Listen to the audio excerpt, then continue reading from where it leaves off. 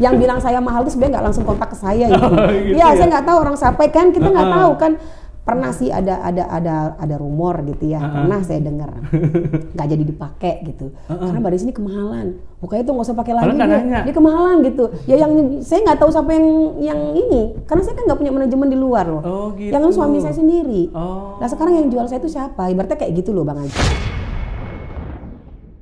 Ya, kita itu sudah berproses. Jadi ketika orang membayar kita lebih sedikit gitu, itu bukan berarti kita itu star syndrome. Iya, bukan, betul, itu yang saya dengar gitu ya. Betul. Bukan kita star syndrome, tapi satu, kita harus ingat pada saat itu saya dipegang dengan manajemen. Iya. Dan manajemen ini manajemen besar loh di sana ya. Pasti semua teman-teman udah tahu kenapa kita ada label juga segala macam. Kenapa saya ada single dari Sony Music Indonesia gitu. Kenapa? Itulah keprofesionalan.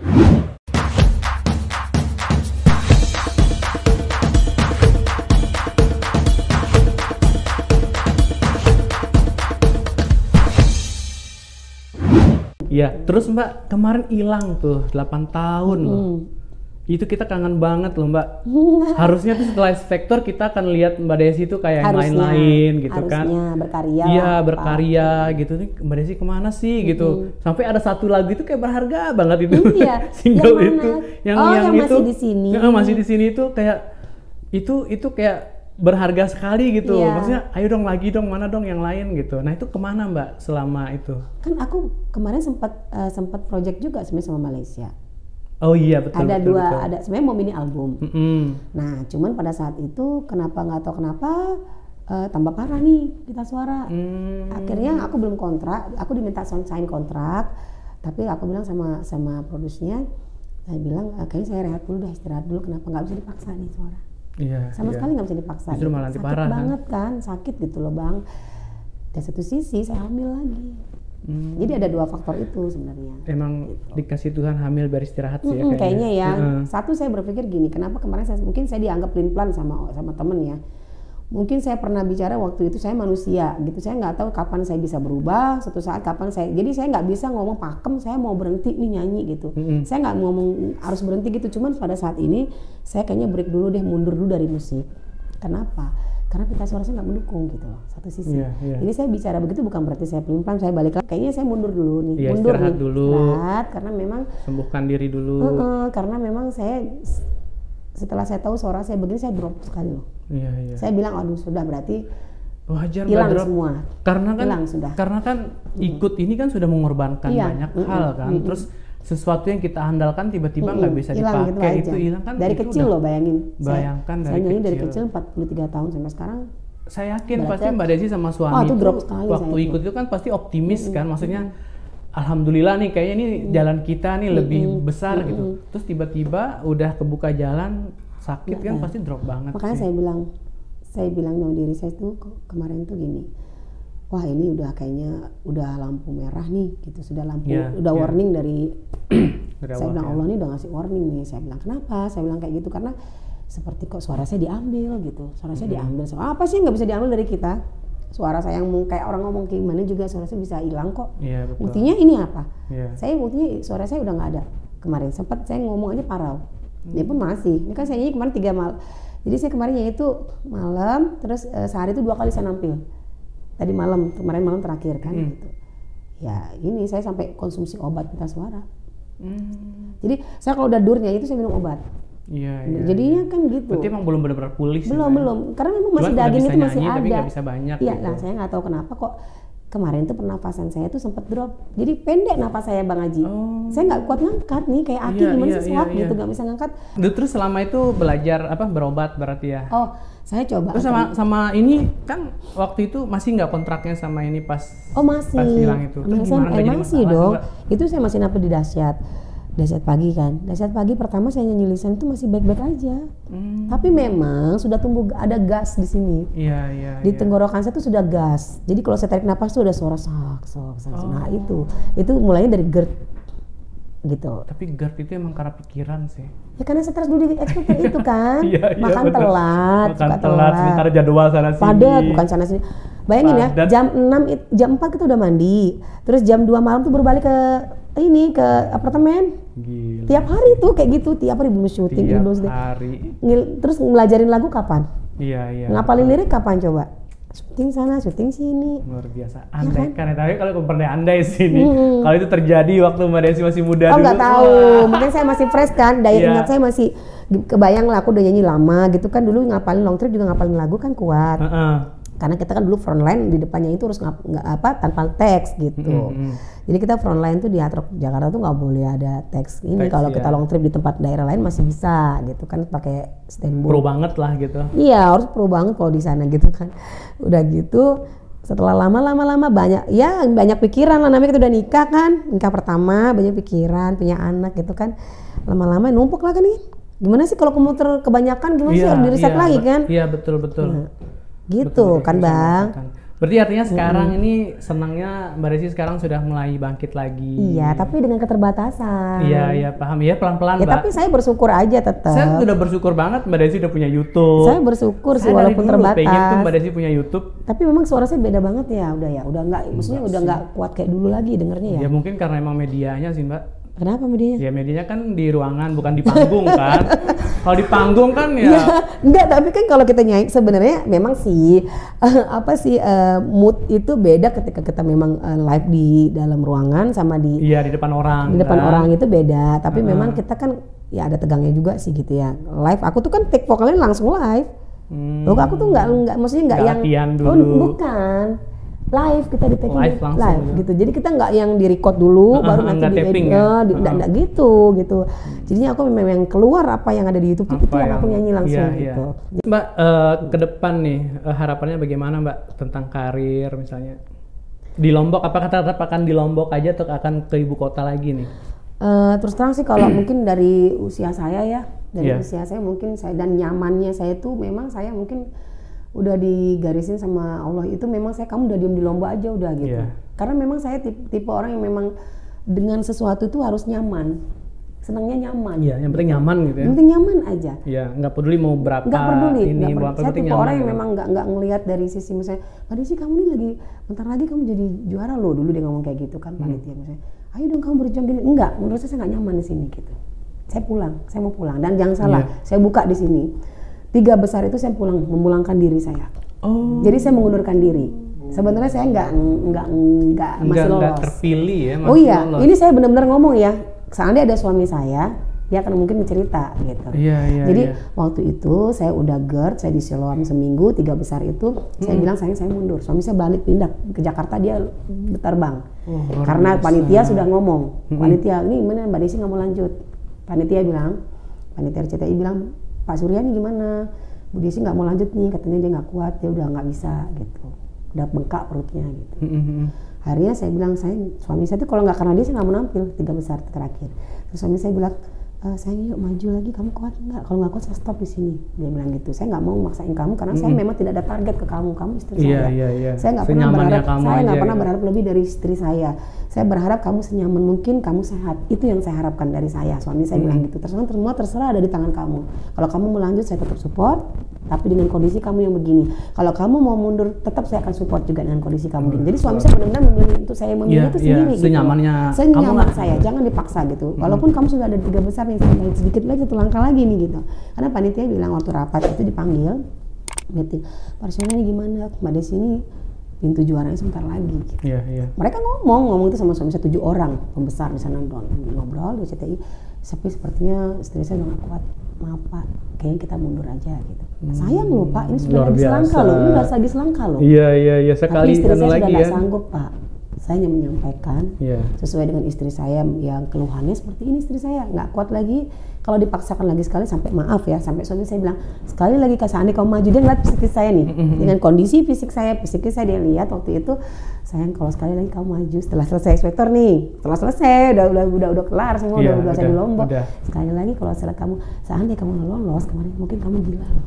Sampai suami saya ngomong kayak gitu karena dia tahu beban mental saya. Saya mau lompat dari ketinggian loh. Astaga. 3 besar tuh saya mau lompat, saya mau bawa handphone, saya bilang sayang saya mau turun, saya mau lompat dari jendela.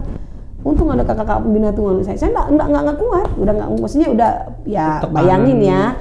sebelum ikut X Factor saya udah ada permasalahan, saya udah drop. Ya, suami saya tahu saya gimana. Ini saya buka dia. X Factor itu hektik banget. Iya, maaf ya, saya bukan menceritakan keluh kesah saya di belakang hidup saya gitu, bukan, cuman biar tahu aja. Ini jadi gitu. Pelajaran juga. Iya, pelajaran buat teman-teman kalau mau ikut juga kan gitu. Misalnya bukan menakutin, cuman memang ini yang saya. Ya memang harus ikut tuh, memang harus persiapkan. Karena memang beda-beda psikis orang sih, beda-beda mental orang beda saat itu. Saya saat itu lagi sudah dianggap sebenarnya nggak bisa lagi ikut seperti itu, gitu sebenarnya. Jadi di 3 besar itu ditanya, ya kalaupun mau mundur, kalau saya nggak lanjut, saya nggak dapat hadiah, nggak dapat single. Kalau mundur tanpa main sekali lagi, hanya di promo 3 besar. Inilah 3 besar ini hanya itu sampai situ saya. Akhirnya dapat single itu. Baru dapat single, dapat uang, dapat mobil, dapat kontrak gitu. Jadi kalau nggak saya lanjutkan itu dalam sekali aja, saya udah hilang semua dari 9 bulan itu. Tapi itu untuk lanjut itu udah berat banget. Oh, jangan salah, saya di belakang pakai pampers kan.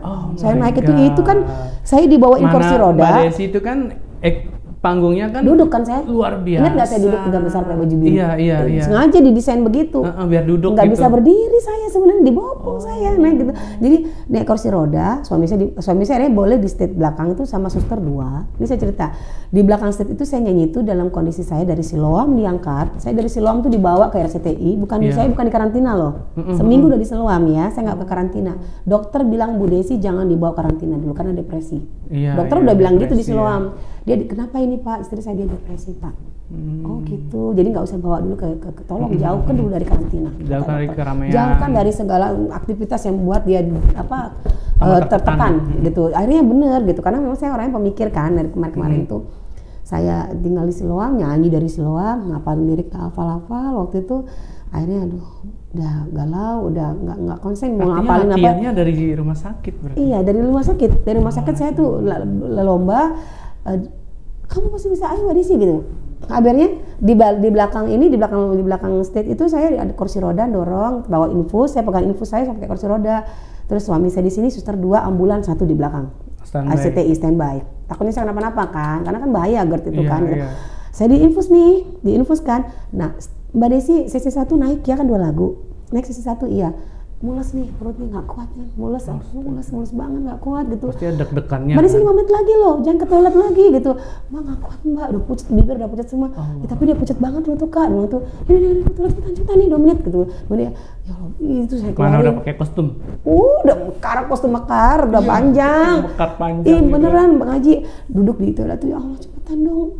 Sekedar nggak mules aja deh, yang penting bengkak kan. Jadi kalau keluar tuh gas gitu. Terus mencret gitu, maaf ya mencret gitu. Iya. Akhirnya saya keluar tuh cepetan Mbak Desi, cepetan lari gitu. Agak lari Mbak, iya udah lari, pakai boot lagi. Aduh, agak lari perut kayak gitu lagi, pakai infus lagi pegang. Jadi infus kita dorong gitu. Mbak, yuk mau naik yuk, copot infusnya gitu. Copot infus. Lagu pertama lemas, duduk di kursi kan lemas. Itu bisa-bisain.